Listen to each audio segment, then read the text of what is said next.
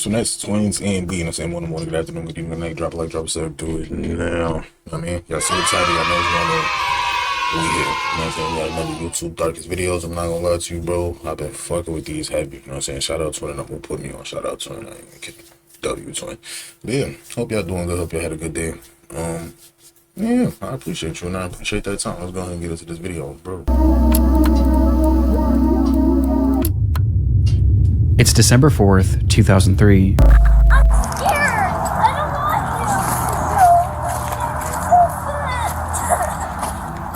I'm gonna go try to get them to stop doing that. What's going on? A police officer walking in a local park in Arlington, Virginia, is approached by a concerned family, claiming that someone in a nearby neighborhood had been shooting off a flare gun. The officer could hear it too, and following the sound, he eventually found himself at the home of 56-year-old James Yu. The man lived alone in his half of this duplex, and was described by neighbors as a recluse known to exhibit unusual behavior. Across his social media, he made posts claiming that he was the victim of fraud at the hands of all sorts of government agencies, as he had a deep distrust of the US government as well as law enforcement, and he believed that numerous people were attempting to kill him, like his ex-wife, the FBI, and even his neighbors. His posts seemed entirely nonsensical, and so did many of his actions. In the months prior, he had covered up all of his windows with garbage bags and aluminum foil, and he even wrapped his trees in toilet paper. And though these actions are entirely harmless, on this day, things were becoming far more troubling.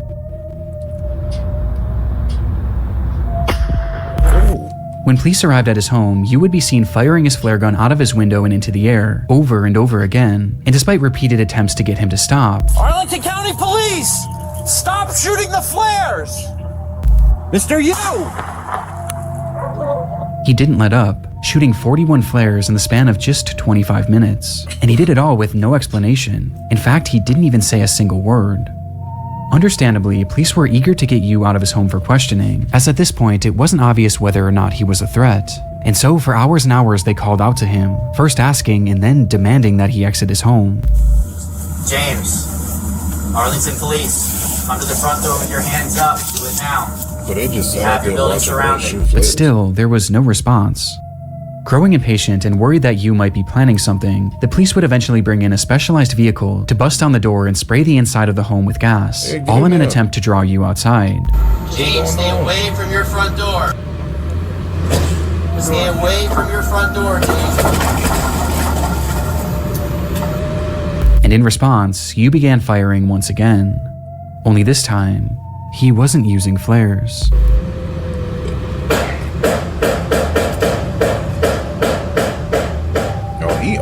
And instead, he was now yielding an actual gun. Oh, my bad, my fault. Thankfully, none of these shots connected, but with the situation becoming increasingly dangerous, the officers decided to fall back, as they carefully came up with a new plan for apprehending Yu. Though whatever they had been planning would never come to fruition. I don't want to go in there no more, my fault.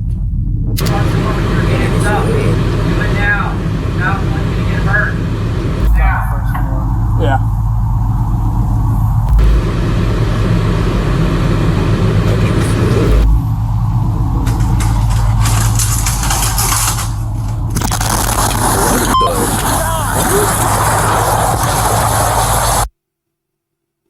That nigga just blew the house up? Is that a house or a car? That nigga just blew the whole... That nigga just blew the whole crib up?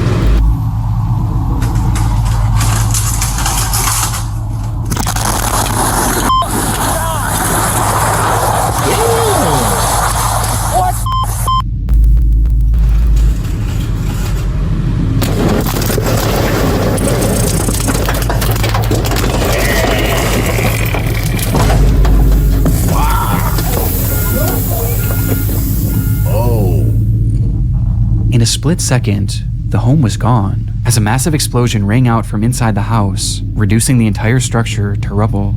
Damn. Inside the house, Yu had stored 55 gallons of gasoline in his basement, which he saved for that moment to ignite with no warning and no explanation. Based on the footage, it's been theorized. That shit look crazy now. That shit look...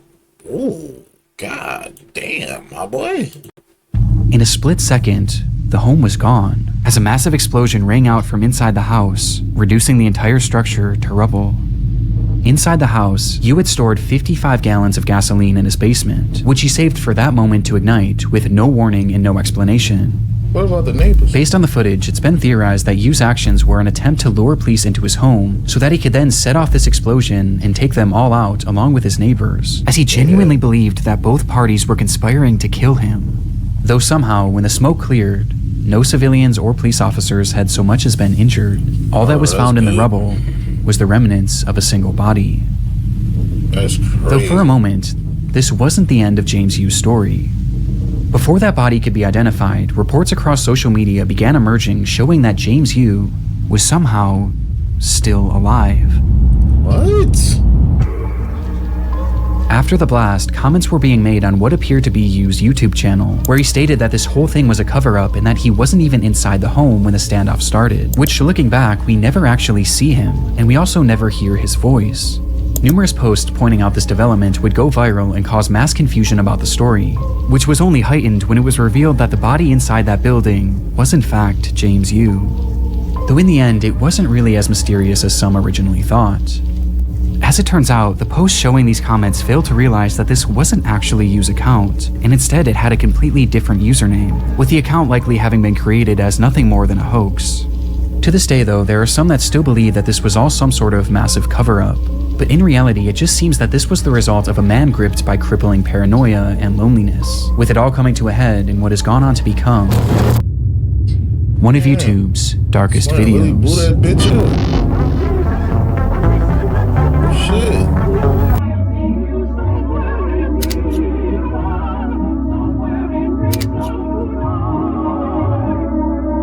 There was really nothing else like it. This obscure 27,000 square foot structure allowed visitors to enter into what must have felt like another dimension. It was an exhibit called Dream Space and was the creation of British artist Maurice Agus, a 74-year-old artistic visionary obsessed with the idea of creating large-scale surreal environments, and this was his magnum opus. The structure was inflatable, akin to a massive bounce house, and once inside, guests were confronted with a labyrinth of brightly colored walls and cells, twisting and turning into some sort of surreal maze that patrons were told to lose themselves in. This piece of art premiered back in 2004, and due to its inflatability, it was actually built to travel, making stops in major cities in the UK, before it was eventually set up at Riverside Park in Durham on the 22nd of June, 2006. The very next day, 68-year-old Elizabeth Collings would visit the area with her husband and her daughter, as well as her 14-year-old grandson. And spotting this unusual structure in the distance, Elizabeth's grandson insisted on checking it out, excitedly taking off his shoes and running inside. And while the rest of the group was more apprehensive about entering, Elizabeth eventually decided to accompany him, leaving her husband and daughter on the outside, though not before turning back to them and joking that she was going in to find peace and serenity. Outside, Elizabeth's husband and daughter sat at a nearby table and enjoyed a cup of tea whilst conversing about the events of the week, only for the man to turn his head and notice that Dream Space was slightly moving, to which he excitedly said, "Oh, it's a ride, it's a ride. I wish I had gone on it." The daughter then turned her head to see the structure as it began to rise up off the ground, to which she chillingly responded, "It's not a ride."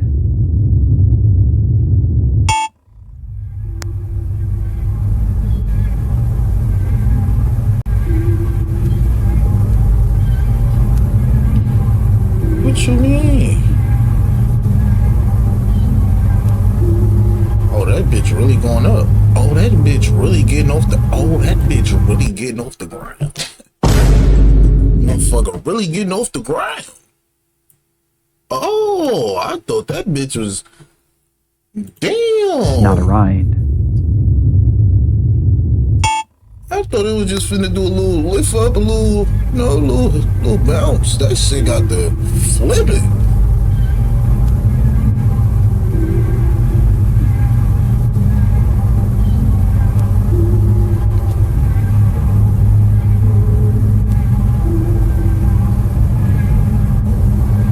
Damn. Shit.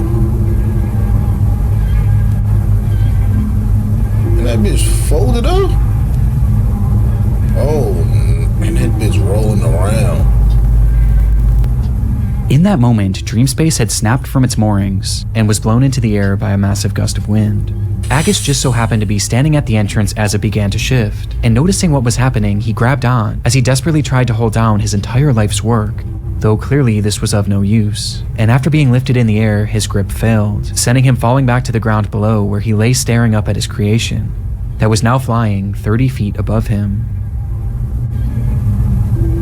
What the fuck, bro?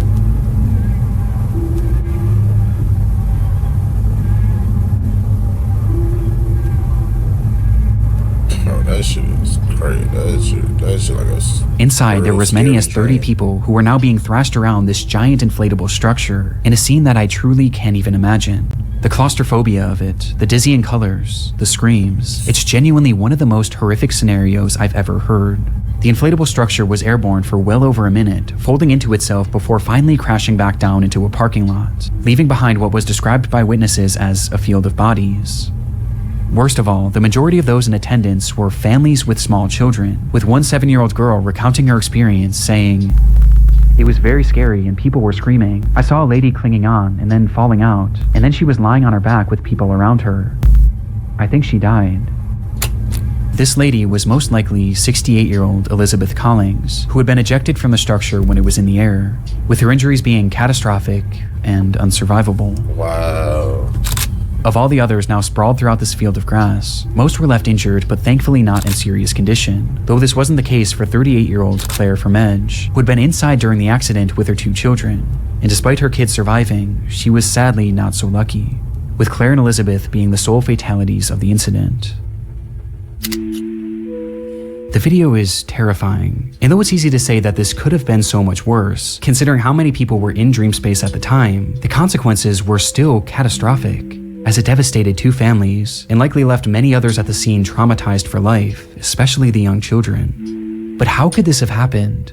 Well, that day was particularly warm, which likely caused the air inside the structure to expand, causing a hot air balloon-like effect, which was then exacerbated by sudden strong gusts of wind, which eventually caused the structure to go airborne, as in the end, it just wasn't properly secured for the conditions. Soon after the incident, Maurice Agus was arrested for manslaughter, though he would ultimately only end up paying a small fine, as he vowed to never create a large work again. Just a few years later in 2009, Maurice Agus would pass away, with his legacy forever being defined by this devastating footage. Damn, son. Damn, that's some real scary dream type shit though. Like, what the fuck? Happy birthday to you. Happy birthday to you. Happy birthday, Serena. On October 2nd, 2006, police entered the home of 31-year-old Elaine Campione, where inside they found the woman speaking incoherently. Next to her was a VHS camera, depicting a series of disturbing events that had transpired within the home over the previous months and days, Fuck. with the footage eventually finding its way onto YouTube. Hi, Serena. It's August 8th, 2006.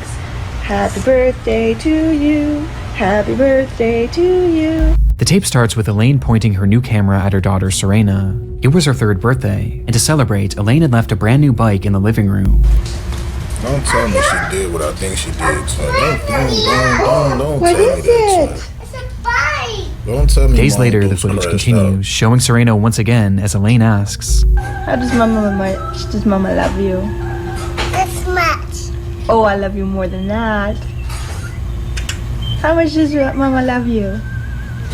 Elaine then shows her other daughter Sophia, who was just a baby, before turning the camera on herself and showing the kids how the device worked. Hi.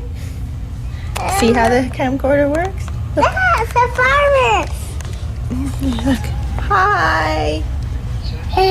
Is that Mommy? Hi. So far, the footage seems like nothing more than your standard family home videotape, and appears completely wholesome. Though with the next recording, the tone begins to shift, and things start to become slightly concerning.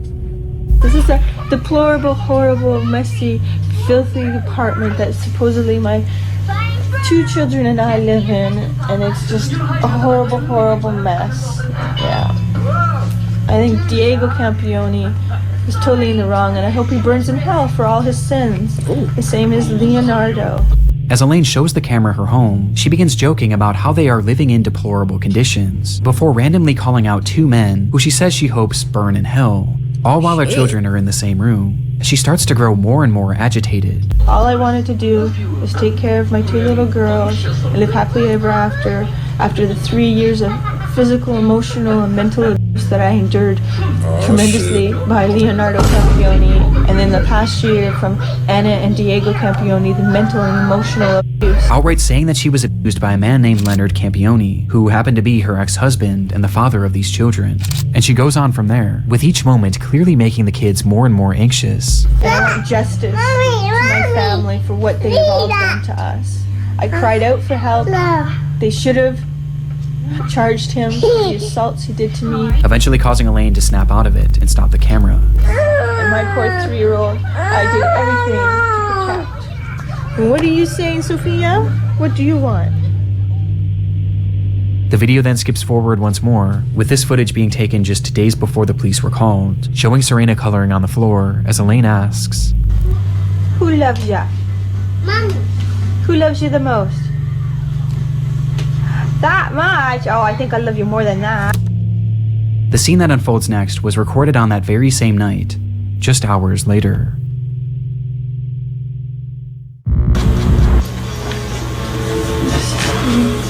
Recording this because Leo and I are very happy. Everything is gone. You wouldn't give peace. You wouldn't tell the truth. You didn't care about our babies. You didn't care about me. You care about yourself. What? All you did was hurt us. Shit. In the video, Elaine states that everything is gone, as she speaks to Leo directly, accusing him of having ruined their lives with his constant abuse. You are truly the devil. And I hate you. I hate you. I hate you. I hate you. I hate you. I hate you. And I want you to know how much I hate you. Disturbingly, the children were nowhere to be seen in this footage, with Elaine eventually addressing them by saying, God believes me. And God's taking care of them now. Wow. You're protected by God. Thank God. And thank Him. Because there's no way I could have them with you. Nothing's good enough for you. It has to always be your way. Well, they're good. And you can have it your way. Your wife and your daughters are dead now. We're all in heaven. Fuck. According to Elaine, not only were her children gone, but she was too. She stops the recording soon after. Despite saying this, the camera would actually start up one more time, where Elaine describes how she was still alive despite having attempted to OD, which prompted her to call the police. When officers arrived at the home, both Serena and Sophia were found laying in her mother's bed, holding hands and wrapped tightly in rosaries. Neither of them were alive. 2 nights prior and directly before filming this message, Elaine had brought them both into the bathroom as it was time for their nightly baths. And once in the tub, she told them to play a game, one where they would place their heads beneath the water and blow out bubbles. When they did this, Elaine held their heads down, and she didn't let go until she was certain they were gone. This footage is some of the most disturbing that I've ever seen, as we get a glimpse into Elaine's descent into madness in the moments directly before she stole her children's lives. But all of this leaves one obvious question.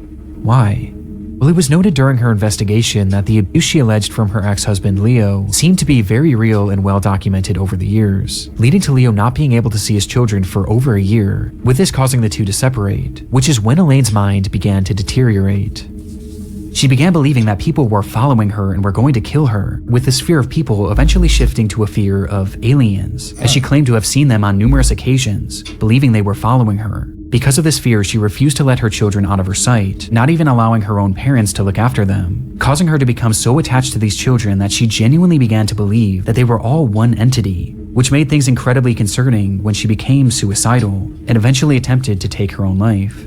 Damn. Despite Leo's more than troubled history, he had supposedly turned his life around in the years leading to this footage, and was eventually allowed to start visiting the children on a limited capacity. And seeing the children and seeing the way their mother was behaving, he began to grow incredibly concerned, and eventually attempted to gain full custody. And it was this bitter custody battle that seemed to be the ultimate factor that led to Elaine ending the lives of her children. God's taking care of them now. You're protected by God. Thank God. And thank Him. Because there's no way I could have them with you. Elaine Campione would be charged with 2 counts of murder and would eventually be sentenced to life in prison, with a possibility of parole after 25 years. Today, she's held in a minimum security prison, where she's free to leave once every weekend to attend church and other functions.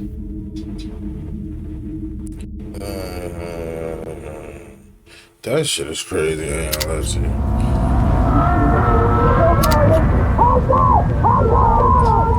Fuck. On April 18, 2010, a 39-year-old man named Gavin Collins was released from the HMP Ranby prison in the UK. His freedom would last less than 24 hours, as the very next day he suffered a severe mental breakdown, the result of which was captured partially across several video recordings that later appeared on YouTube. This is the story of his rampage. Man, that shit look crazy. It began at approximately 9 a.m. in the city of Nottinghamshire when Gavin left his home. As he walked down the sidewalk, those in the area reported him acting strangely, muttering to himself that he was Jesus and that he was invincible. Without warning, he then turned his attention to a random home, which he forcefully entered, stole a man's car keys, and took his vehicle, taking off with no apparent destination. Inside the car, the owner just so happened to have 2 cameras, one being a standard dash cam and the other facing inside the vehicle, giving us a look at Gavin and his apparent mental state. Oh, he locked in. This is me. Jesus Christ, I'll shut you up with the eyesight I've got. Hey, don't need this. Oh. Come on, let's go, bro. Let's Get go. rid of that. What she say? Let's go, bro. Let's go, bro. But like, yeah, you gotta be off something, though. You gotta be, right? He was invincible. Without let's warning, go, he then bro. turned his attention to a random home, which he forcefully entered, Let's go, stole a Sam. man's car keys, and took his vehicle, taking off with no apparent destination. Inside the car, the owner just so happened to have 2 cameras, one being a standard dash cam and the other facing inside the vehicle, giving us a look at Gavin and his apparent mental state. This is me. Jesus Christ, I'll shut you up with the eyesight I've got. Hey, don't need this. Come on, let's go, bro. So, get rid of all the crap ears. Let's go. Let's go. Let's go. Just at a glance, it's obvious that Gavin is completely unhinged. For some reason, he was utterly filled with rage, ripping off the rearview mirror and yelling obscenities and incomprehensible threats at no one in particular. I'm enraged. I'm Jesus. I'm descendant of God. And you lock me up. Watch this. You. And most concerning of all is the speed in which he's traveling, as he starts driving faster and faster, swerving in and out of cars as he passes through busy residential areas, as he reaches speeds that have been estimated to be anywhere from 85 miles an hour to well over 120. Watch this now. I'm getting stronger and stronger by the second. He really like powering up though. Like he really like told myself, I'm getting stronger and stronger. Bro. As he passes through busy residential areas, as he reaches speeds that have been estimated to be anywhere from 85 miles an hour to well over 120. Watch this now. I'm getting stronger and stronger by the second.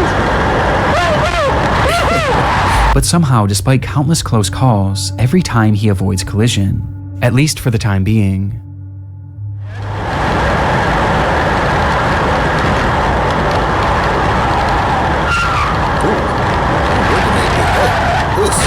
Oh, damn. Fuck, never mind. In an instant, Gavin smashes the vehicle into a brick home at full speed, with the impact being devastating. Yeah. And yet somehow, through the destruction, Gavin was not only still alive, but completely unharmed, and also completely unfazed. He pulled himself from the wreckage and immediately turned his attention to a woman driving nearby, and within moments he had forced his way into the vehicle and was behind the wheel once again, continuing this deranged driving spree, until once again he crashed. And much like Nah, he might have been getting stronger and stronger. I ain't gonna lie. He might have been getting stronger and stronger by the second. Cause what the fuck? He smacked that motherfucker. And then he time got being, he might have been getting stronger. The fuck?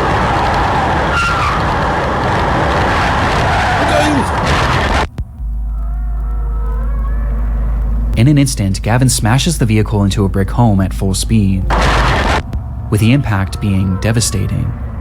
And yet somehow through the destruction, Gavin was not only still alive, but completely unharmed, and also completely unfazed. He pulled himself from the wreckage and immediately turned his attention to a woman driving nearby, and within moments he had forced his way into the vehicle and was behind the wheel once again, continuing this deranged driving spree, until once again he crashed. And much like the initial collision, he survived, walking away unscathed before turning his attention to another random home. In pursuit of stealing. Okay, alright. What the fuck is this nigga? Superman? This nigga just got into man. The impact being devastating. What? And yet somehow through the destruction, Gavin was not only still alive, but completely unharmed, and also completely unfazed. He pulled himself from the wreckage and immediately turned his attention to a woman driving nearby, and within moments he had forced his way into the vehicle and was behind the wheel once again, continuing this deranged driving spree, until once again he crashed. And much like the initial collision, he survived, walking away unscathed before turning his attention to another random home. In pursuit of stealing his third vehicle, he grabbed a nearby concrete slab and began to smash through the home's doors, bloodying his hand in the process, before eventually making entry. Inside were a mother and her 2 children, one of which was 5 years old, and the other wasn't even a year. Gavin approached the terrified family, yelling and demanding that the mother give up her car keys, telling her that he was Jesus and that, "Because I am Jesus, I will kill you if you don't give me the keys." And without hesitation, she did as he said. Gavin then went to each member of the family, and with his injured hand, he drew crosses on their forehead, out of his own blood, before taking off with his third stolen car. This nigga is house.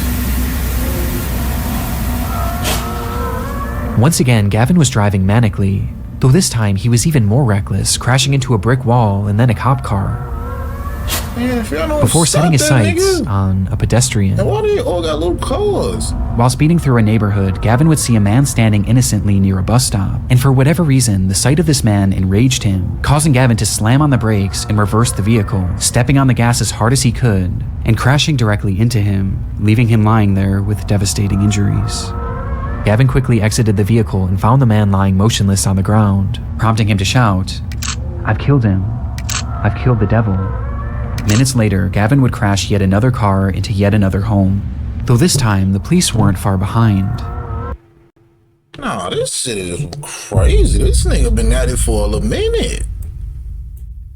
How the fuck is he? Before taking off with his third stolen car.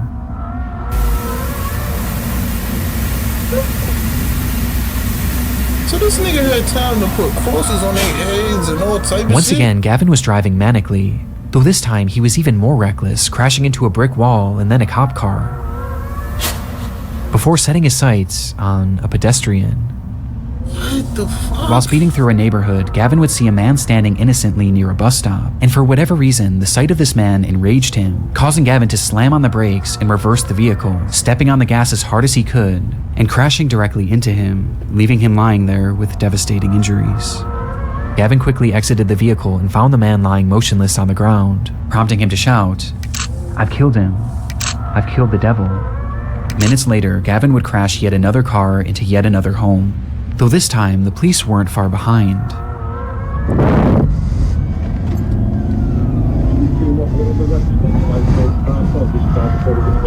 Man, if y'all don't catch this nigga, man.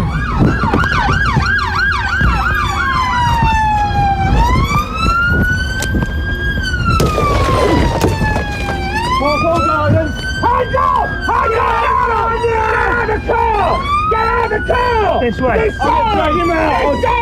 I'll get him out. Oh no! Get rid of that. Get rid of that. Do not move! Do not move! Get him up! Get him out. Get him down. Finally bringing his disturbed driving spree to an end. The man that Gavin had struck was 87-year-old Terry Radford, a retired teacher whose injuries were catastrophic. Oh my god. This nigga. Yo. This nigga, bro. Nigga done killed the old teacher. Like, bro. Talking about some I killed the devil, whatever the fuck he talking about. He killed the old teacher at the bus stop. the car! Get out of the car! This way. This way! Get him out! Oh, die! I'll get him out. Oh, no! Get rid of that. Get rid of that. Do not move! Do not move! Get him up! Get him out! Get him now! Finally bringing his disturbed driving spree to an end. The man that Gavin had struck was 87-year-old Terry Radford, a retired teacher whose injuries were catastrophic, with the man passing away soon after. According to his family, Terry was an incredible grandfather, father, and son. The footage is genuinely horrifying, but what's most shocking of all is the fact that any of this was even allowed to happen. As stated previously, this was Gavin's very first day out of prison, and based on the behavior he exhibited whilst in prison, he really should have... This was his first day out. Oh, you know how rappers drop. This is his first day out. He said, "I'm back on the streets." It's up. All right. So I said his first day out. Radford, a retired teacher whose injuries were catastrophic, with the man passing away soon after. According to his family, Terry was an incredible grandfather, father, and son. The footage is genuinely horrifying, but what's most shocking of all is the fact that any of this was even allowed to happen. As stated previously, this was Gavin's very first day out of prison, and based on the behavior he exhibited whilst in prison, he really should have never been released. Gavin was granted an early release in March of 2019 for charges based around burglary, but just as he was set to be freed, it was discovered that he had submitted an adulterate drug test, which caused his case to be re-examined and resulted in his release being postponed. In response, Gavin lost his mind. Later that month, he assaulted a prison guard before spraying him with an unknown liquid that contained bleach, before proceeding to set his cell on fire and attacking another officer with a piece of wood. Due to his actions, Gavin was placed into an isolated cell, where less than a week later, he started yet another fire, and when an officer entered his cell to put it out, Gavin struck them in the head and pulled out a plastic knife, threatening to slash him, stating that it would be a thrill to kill him. Gavin's stay in prison clearly hadn't rehabilitated him. In fact, it seemed to have made him more violent than ever before, and more mentally disturbed. Though shockingly, despite all of these additional crimes, Colin's release would go on to be approved less than 2 weeks later, with Gavin being set free on April 18th, and within just 24 hours, Terry Radford would be brutally killed. Gavin was sentenced to 21 years in prison, and during his trial it was revealed that no drugs were found in his system, and instead this all seemed to be the result of some sort of psychotic episode that just so happened to be captured on camera in one of YouTube's darkest videos. Man, hell no, bro. Nah, they should have kept that nigga in there, bro. What the fuck? That nigga just first day out, though? First day, though? Anyways, W-Watch. Another W-Watch, man.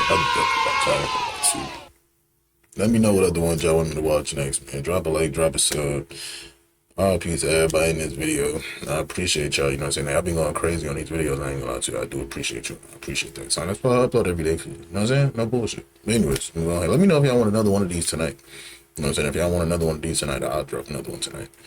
But yeah, I'm gonna hang it out there, man. I'm gonna see y'all niggas in the next one, bro.